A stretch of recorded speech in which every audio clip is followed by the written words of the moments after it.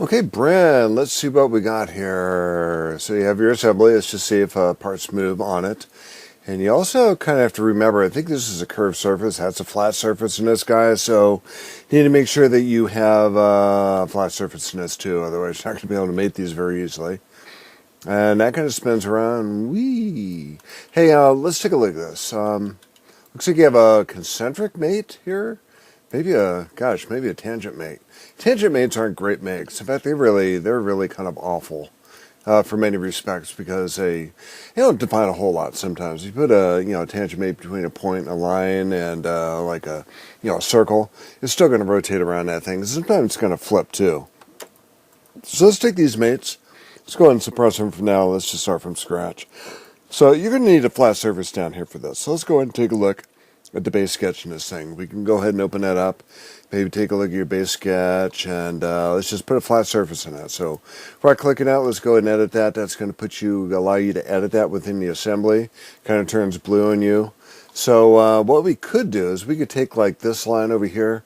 Let's go ahead and turn that into construction geometry, and let's just take a sketch over here. Let's just take a point from that point to that point. So now it's going to pick up that straight geometry. Still got the old geometry in the background that we can keep. And then let's go ahead and rebuild that. Oh, it doesn't like it. Let's go ahead and open up that separately and see what we have. Yeah, so I think that's okay. Yeah, so you got some other things in here too. So, okay, let's see what the base cut did. So I have a 2-inch dimension in here. There's some sort of reference that's missing on that. Maybe this line in here. So let's go ahead and pick that back up again. Put that in there. And this point over here, we can just drag that back on that. Or maybe just delete that coincident relationship. And let's see, it's got another one in there. That should work okay. So let's go ahead and rebuild that. Continue. Yeah, you got to be real careful about how you put some of this stuff together. But I believe that because we redefined this edge down here, because we redefined that line, I think it had difficulty with it. So let's go ahead and rebuild this. Errors are not hard. You just have to recognize them and know what we need to do with it. We see a dimension like this one. It's trying to dimension the front down here. You got this red dot. What you can do is take that red dot, just put it right back on that line, and it redefines that. There might be another red dot on this side over here too to do that. So let's just try to pick up that edge, see if we can get that. There it goes. That one went. 4.831. That's probably not as good a dimension. You probably should round that, but let's see what we have going on with this too. Yeah, so that's kind of dimensioning something that isn't even there. So let's put that back. Oh man, it really hates us. So let's go ahead and just delete that for now. Maybe we can put that back in. Okay, so remember your symmetry here. You got this thing out here in the middle. Always put a centerline down the middle of this thing. That way you can pick up a midpoint relationship with that edge, and always be in the center. You don't have to worry about that. So let's go ahead and drag that out a little bit. And maybe pick the midpoint of that line. Pick up that edge over here, unselect that. Let's make that coincident. So that fully defines it, so that's okay. And don't forget your run-on dimensions. 1.7 maybe. That might be a good thing to do. So let's go ahead and rebuild that. So now our hole wizard holes. Oh man, don't want a 3D sketch necessarily for that. So, well, let's see. Let's see if we could just put those points back on there. Yeah, the problem with 3D sketches, you can't really do a whole lot of, you can't do the symmetry on it. It's really kind of hard. I mean, it's okay if you're doing putting points onto like a curved surface. That's okay. But let's do this. Let's go ahead and rebuild that. Let's just suppress that feature. It's going to remember what we had before. And let's just suppress that for now.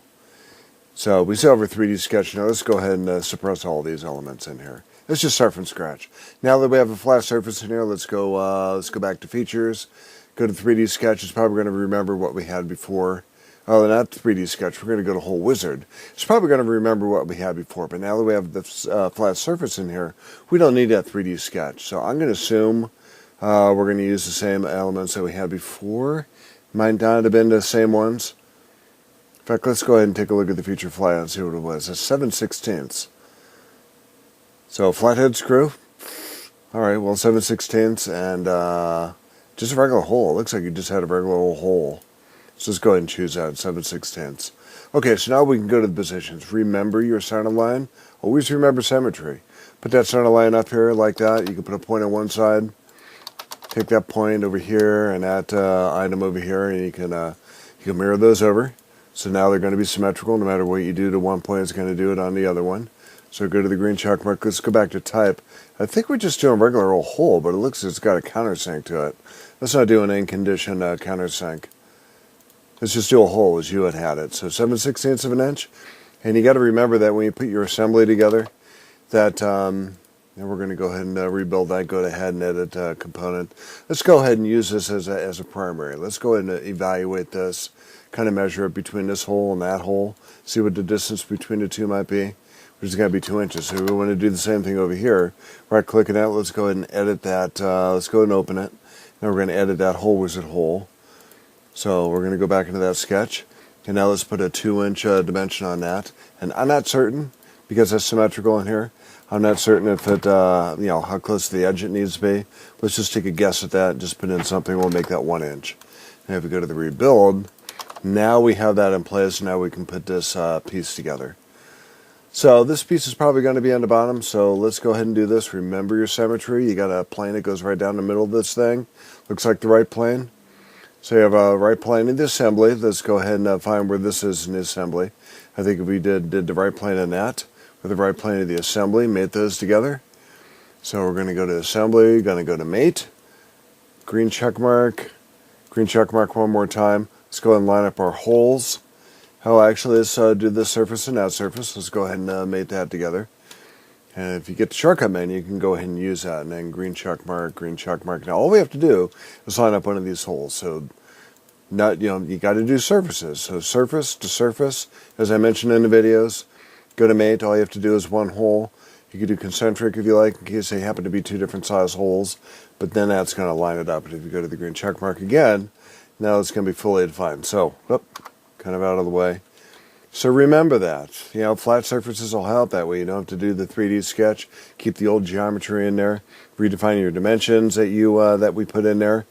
And think about symmetry the whole way through. I had to sketch in a number of different center lines in there. You want to make sure that if that part or that feature, it has to be right in the middle of your part. Those center lines really help. Maintain that symmetry. And then use that symmetry when it comes to your assembly. So that's how I would do it. It's really pretty quick and easy to put that together, but make those changes, and I think you'll be on better footing when you get that done.